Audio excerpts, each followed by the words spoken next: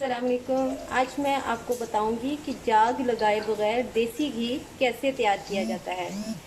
आप बाज़ार से जो दूध लेते हैं, खुला दूध, उसको आप अच्छे से बॉईल करें, उसको ठंडा होने के लिए रख दें। उसके ऊपर जो मलाई आएगी उसको आप इकट्ठे करते जाएं, एक बाउल में फ्रीज़ कर लें उसको। जब वो बाउल भर जाएगा आपका, तो उसको बाहर निकाल के थोड़ी देर के लिए रख दें ताकि वो मेल्ट हो जाए।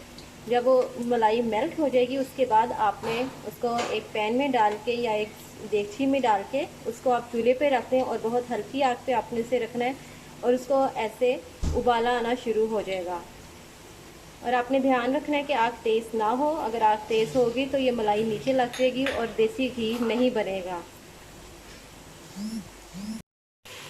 ये देखें, देसी घी बनना शुरू हो गया है। इसका कलर आप देखें, आहिस्ता आहिस्ता मलाई के ऊपर जो झाँकी पानी था वो भी सूखना शुरू हो गया। असली देसी घी, ये देखें, ये हल्का सा ब्राउन हो गया।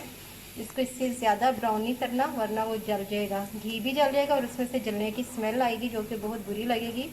और इस वक्त देसी घी की बहुत प्यारी स्मेल आ रही है। ये देखें, इस तरह इसको छानना है।